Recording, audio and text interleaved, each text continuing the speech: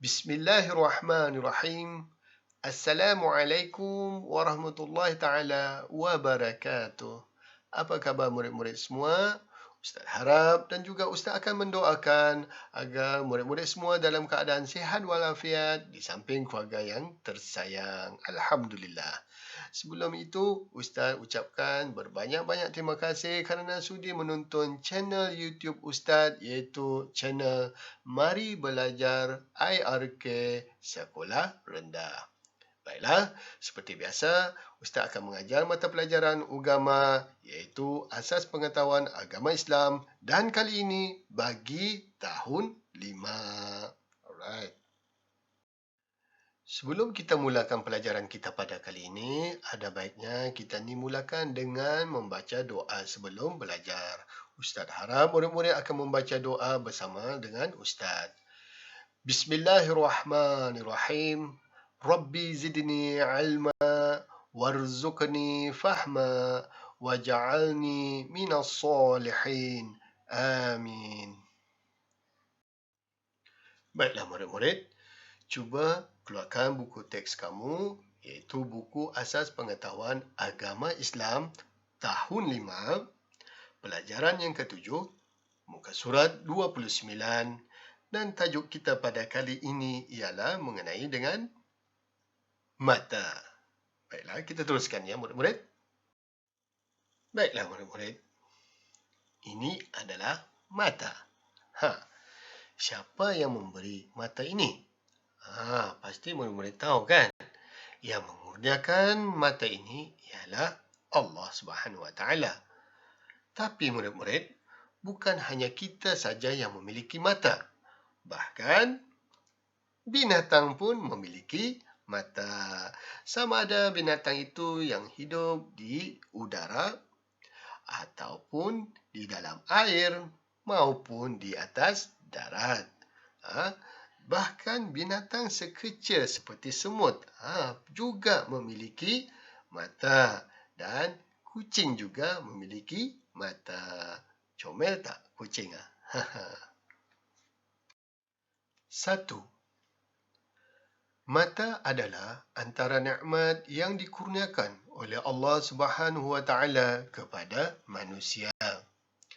Baiklah murid-murid, apa yang kamu nampak sekarang? Kamu akan nampak keindahan alam. Jadi dengan nikmat mata yang Allah kurniakan, kita ni akan nampak keindahan alam yang Allah ciptakan di dalam bumi ini ya murid-murid. 2. Fungsi mata adalah untuk melihat, tetapi kemampuan makhluk untuk melihat itu terbatas. Ya murid-murid, Allah telah memberikan kita ni mata untuk melihat. Tetapi kita melihat itu sangat terbatas. Tidak mampu kita ni melihat lebih jauh.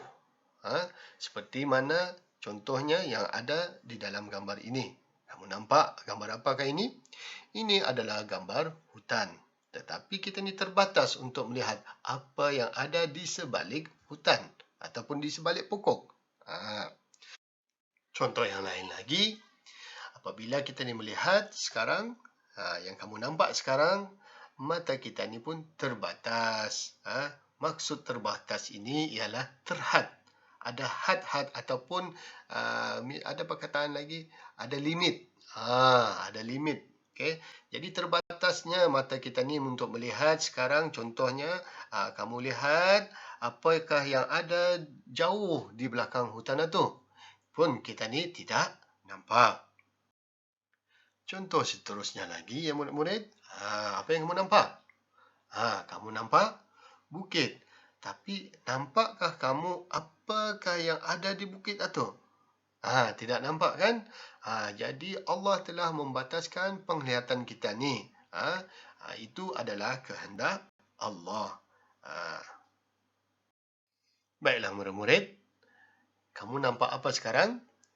Kamu akan nampak bulan. Bolehkah kita ni melihat bulan itu secara dekat? Baiklah murid-murid. Walaupun Allah membataskan penglihatan kita ni, tetapi Allah menyuruh kita ni berusaha.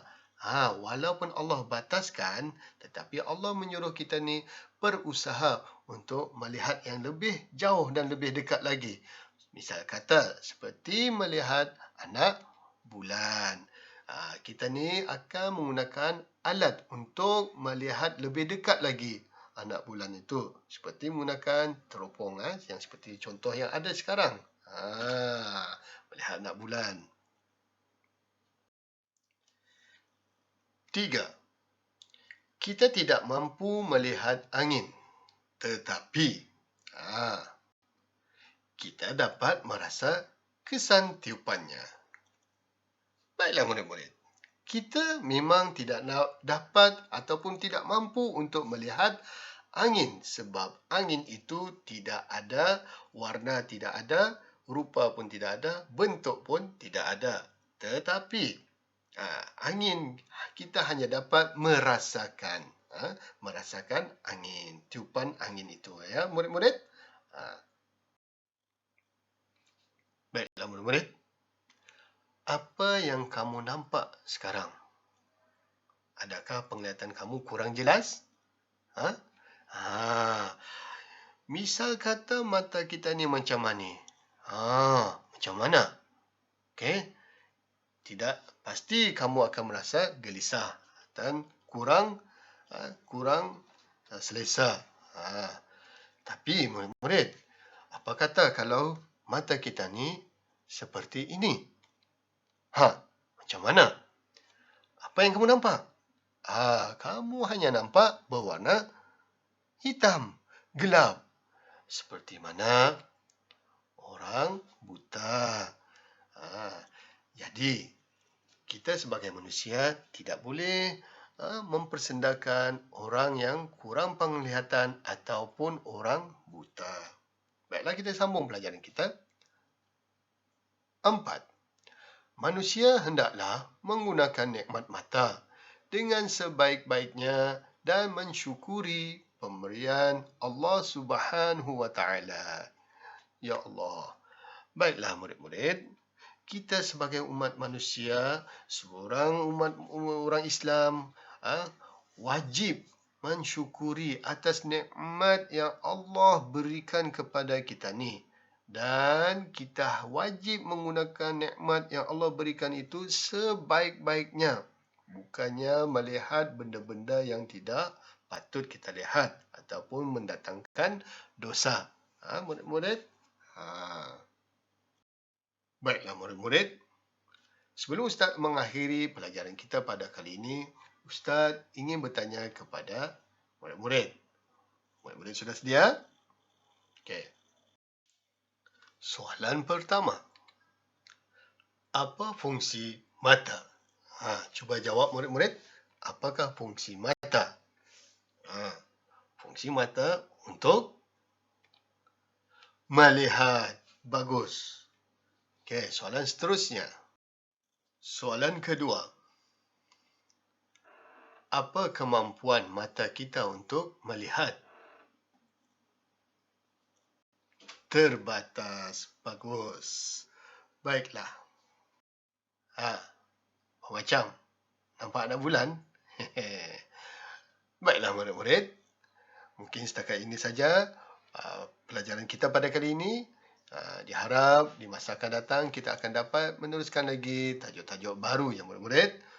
Dengan ini Ustaz akhiri. Wabillahi taufiq wa hidayah. Wassalamualaikum warahmatullahi taala wabarakatuh.